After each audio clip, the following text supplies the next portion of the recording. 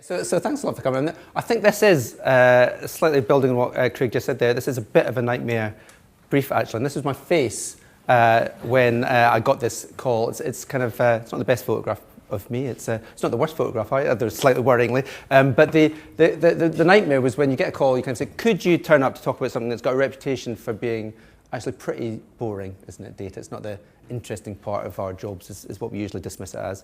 And could you do that in front of an audience of your peers? That's always a bit of a nightmare.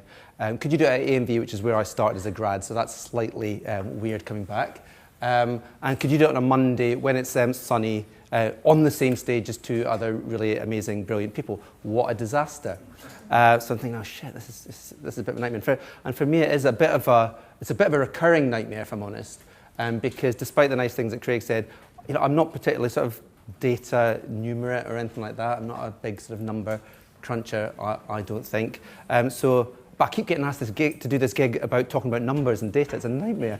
And I can only feel it must be like the selection committee that kept giving Harold Shipman the gig of looking after vulnerable old people. Somebody somewhere must be looking at my fucking CV and going, oh, well, on paper, he looks like he's got the right qualifications. He seems to enjoy his work. You never hear any complaints afterwards. What could possibly go wrong? So here I am yet again talking about data, which I actually don't know that huge amounts about. At least we've got a couple of interesting things to talk about. So the kind of brief that I was given anyway was whoever owns the data owns the relationship, discuss. Or its little sidekick that you've probably heard before, this idea that data is the new oil. Everybody kind of heard those sort of expressions before. And I suppose I've got a long answer to that kind of assertion and a short answer. Now, my short answer is that it's a load of old arse. Okay? I told you I was no expert. And actually, this is the least offensive picture of an old arse. If you Google image that, you're in for a really tough time. There's a lot of very, very nasty stuff on there for old arse. And the reason I kind of say this, though, seriously, is that we've all been in instances where we've had loads of data at our disposal, and we still haven't managed to find anything interesting to do with it. And actually, sometimes the more data you have, the more it gets in the way.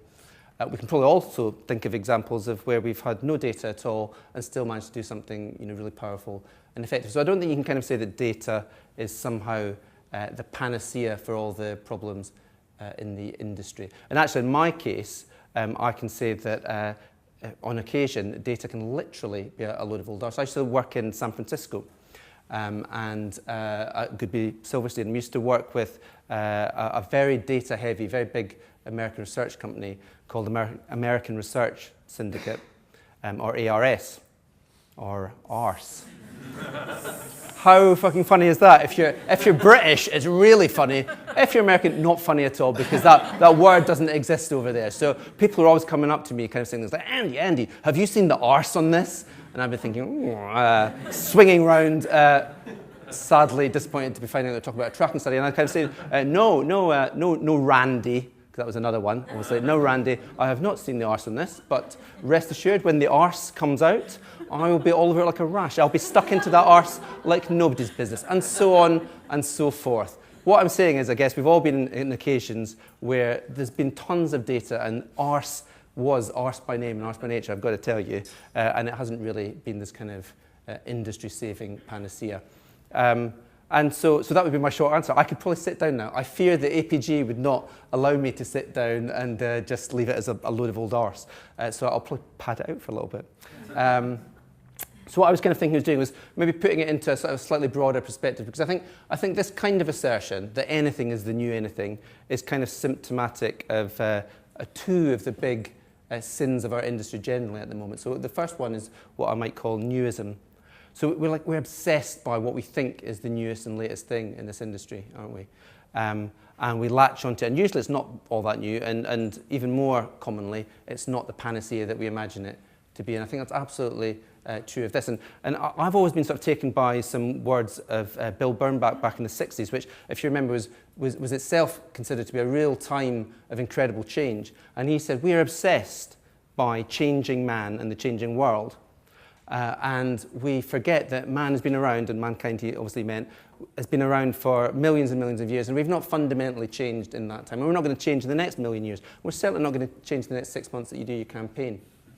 And what we need to do as communicators, in the broadest sense, he said, was we've got to understand unchanging man. We've got to understand the deeper drivers, the hopes, the fears, the aspirations, the concerns, the fears, the weird little illogicalities that make us the unusual species that we are, that's unpredictable and defies logic rather than very predictable robots. And he said that's where the magic is. And whoever gets that the best, yes, using all the technology that's at their disposal, but whoever understands what makes people tick and what has always made people tick and what always will make people tick is going to be the people that succeed. And I think that's really good advice generally, and I think it's really true of the world of data because, of course, data is not new. I'd be really worried if I was talking to a room of planners at AMV that thought that the data was a new thing. And if you go back thousands of years, in Bernbach's kind of model, we've always wanted to look at the world around us and try and organize the data and the things that we see and bring it together in a way that brings it to life for other people and maybe inspires people as well. If you look at Stonehenge, which I think is about 5,000 years old, the people there used data that was much more profound and complicated than the stuff that we deal with in the day-to-day life, and they brought it together into a really interesting way. It's basically the first infographic, I think. You can imagine the sort of Stone Age dudes, or druids, as they called them obviously back then, kind of looking back up and cool shit. They've arranged all this kind of astronomical data into the shape of these stones. And likewise, the Doomsday Book, it's basically a medieval version of TGI. You can imagine the little Norman planners going, okay, so how many Saxon peasants own chickens, eat gruel, and believe that a wench's place is in the home? 100% probably. But this sort of survey mechanic has been around forever. And actually, even the greatest story ever told, as we sort of like to think of the nativity story in Western civilization at least, is basically the story of a really rubbish, badly designed research survey. Because if you remember, stick with me, why were Mary and Joseph in Bethlehem in the first place? They'd volunteered to take part in some crummy old census. And then at the last minute, they realized, oh, fuck, we've got to go back to the place that, not where we were born, but where our families were born. So they go back to Bethlehem, fill in the questionnaire. And then, of course, after they filled in the questionnaire, even worse, there's a gross invasion of their data privacy, where the Romans sell the data to a third party, King Herod, and he then goes on to slaughter all of the newborn children on the back of it. Something that even Mark Zuckerberg has not tried yet. So basically, data is not new, is what I'm kind of saying here. And so to get all excited about data being this new thing just doesn't really cut the ice with me. And of course, what has happened is that we've got more data than ever before. So we are generating more data, both ourselves and through all the myriad of devices that now generate data that didn't exist before. We are now generating double the amount of data every single year for the last 20 years. That amount of data has doubled. And if you look at something like the Human Genome Project, one of the biggest and most profound data analysis projects of our times, the data that took 10 years to crunch in those early days could now be crunched in a week. So it's just a phenomenally quicker ability to process the data. But actually the same Bernbachian observation absolutely stands, which is the people that will prosper will not be the people who own the data, who have the data, but the people who can make sense of it in a human, intelligible, insightful way, I think. Which sort of brings me to the second point. The second big sin, I think, that this kind of assertion that it's all about the data and who owns it is the idea of ownerism. Not to be confused with onanism, obviously. It's a very different sin that also afflicts lots of people, possibly in our industry. But ownerism is the idea that we're obsessed, but I think because we deal in tangible goods in our industry, don't we? And so we believe to make ourselves feel a bit more valuable, we've got to talk about how tangible things are, how we own things, and it's all about the property, intellectual property. So we talk about owning the customer, and actually we know deep down that you can't own a customer. That our customer probably belongs to someone else as well. We talk about owning the high ground, or owning territories or propositions, owning positionings. You'll sit in meetings. Who's sat in a meeting and someone will have said something that everyone nods along to, along the lines of, we are going to own hope. But yes, no, we have all been there, haven't we? We've probably been saying it. We've probably been saying, we are going to own optimism, or we're going to own love. It's usually one of those three, actually, love, hope, or optimism. They always feature heavily in this. We're going to own them, or we're going to own the colour green. And everyone goes, yes, we are. Really, are we? And now we are sort of increasingly talking about owning the relationship. We talk about owning the seat at this mythical top table.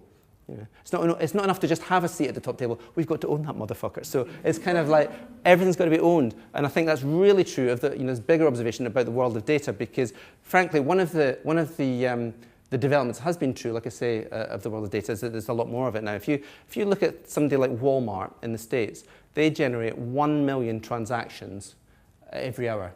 And every single one of those transactions has a data trail of hundreds, sometimes thousands, of other additional data points attached to it.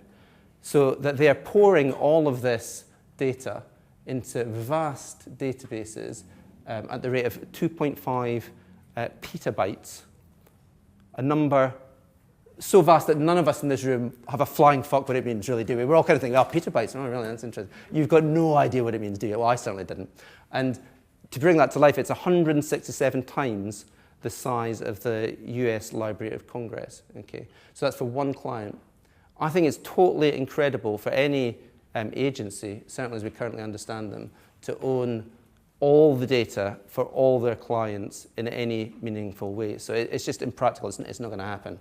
And actually, it's probably not desirable either, because I think that the more you have this mentality that we've got to own the data, the more you rub consumers up the wrong way, because we know from all sorts of movements all around the world that people don't like to feel like they're being owned. People like to think that this data about me is something personal that I don't want given away or used to manipulate me. And there was a sort of an example last year. Did you hear about this thing that happened to Target?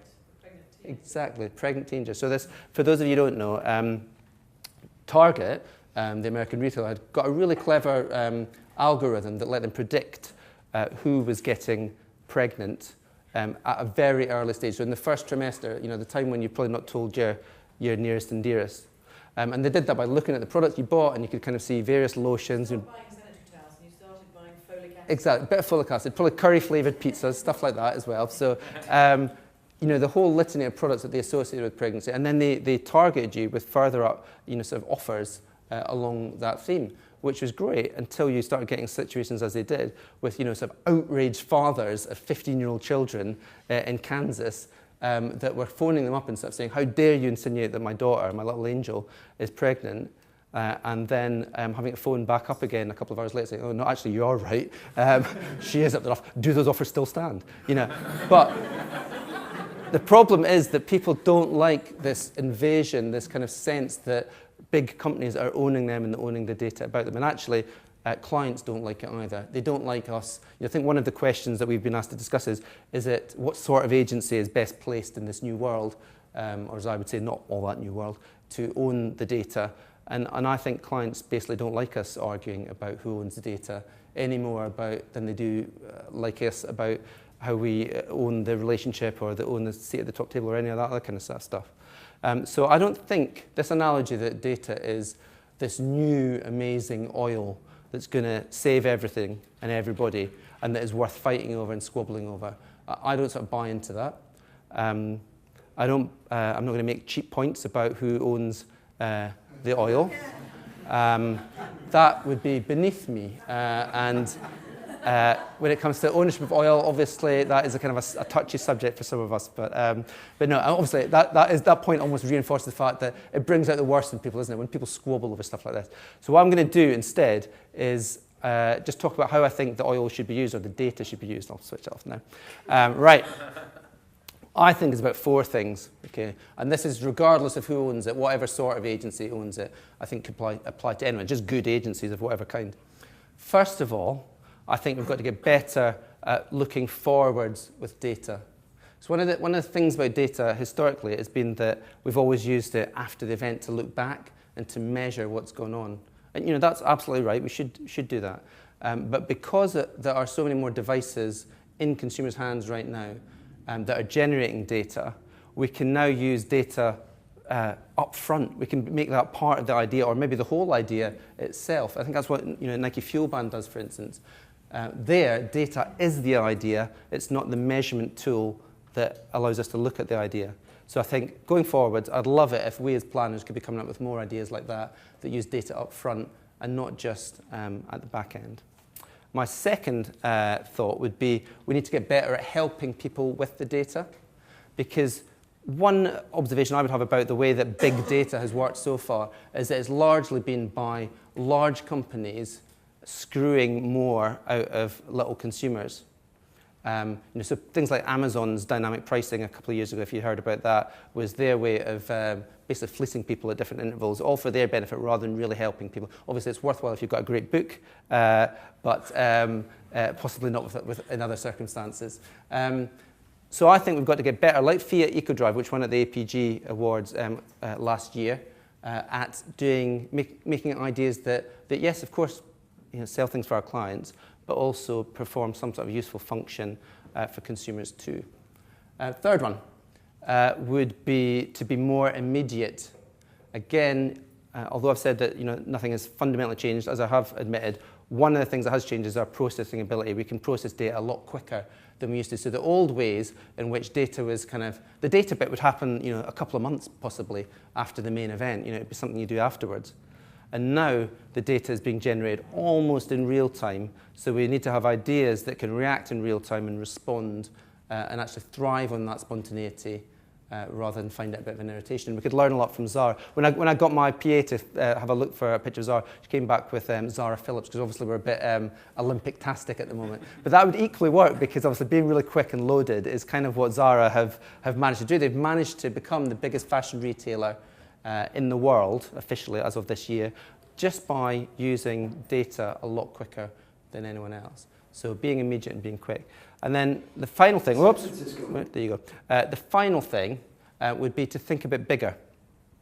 I think, although I've kind of said we shouldn't try and own the data, I'd also hate it if we shrunk our ambitions and if we said that, okay, so we're just going to retreat into a nice little narrow role whereby we come up with lovely little mini targeting ideas and micro data mining ideas, because I think the opportunity for us is bigger. And I've got an example here which you may have seen before. It's for the San Francisco parking scheme. Has anybody seen that? Okay. So it's nothing to do with me having said I've previously lived there, but I can really relate to it because it is a nightmare parking in San Francisco. It's basically this very heavily branded video, because that's another favourite thing of the Americans. It should give you a little bit of an idea of how it works. I think this is sort of a lovely sort of thing that an agency could have come up with. San Francisco is testing new parking technology and a flexible approach to pricing that is designed to make parking work better for everyone. SF Park's goal is to have at least one parking space available per block. That way, drivers can park near a specific destination without the need to circle the block or double park. This also provides a steadier flow of customers for business owners. SF Park provides safer and clearer streets for everyone. Here's how it works. Newly installed parking sensors detect when a parking space is available. Drivers will be able to check parking availability and rates online, by text message, and by smartphone before heading to their destination. This will help people decide whether to drive, take public transit, bike, or walk. When people choose to drive, new SF Park meters will make paying easier. In addition to taking coins, the new meters will accept credit cards and SF MTA parking cards. Parking time limits will be extended. Easier payment and extended time limits will help drivers avoid tickets. Prices at city-owned parking garages will be adjusted to provide an attractive alternative to meter parking. Parking rates will be adjusted based on demand, once a month, never by more than 50 cents. So, in areas where it seems nearly impossible to find a parking space, rates will increase until at least one space is available most of the time. And in areas where open parking spaces are plentiful, rates will decrease until most of the empty spaces fill, or until rates bottom out at as little as 25 cents per hour. SF Park is designed to ensure that drivers easily find an open space near their destination. SF Park will help people plan ahead, making informed decisions about the best time and the best way to visit busy areas. SF Park begins its federally funded pilot project in 8 areas across San Francisco, starting in the summer of 2010. Use sfpark.org to learn more. But I think what I like about that is that it's incredibly ambitious. It's a big idea, I think. Yes, it's got lots of tiny little micro applications within it, so it's a big idea with lots of interesting stuff going on around it. But it's forward-looking. You know, so in the old days, maybe we'd have got a brief about parking, and we would have done some lovely press ads, as you know, organisations like TfL have done in London, to try and get people to park in a different way. But this was an idea where we did something, or somebody did something rather than just said something. It's very forward-looking. It's very helpful to the consumer. You know, so it actually helps you find a parking place and pay a reasonable price for it, while still making money for the organisation. So everybody's a winner.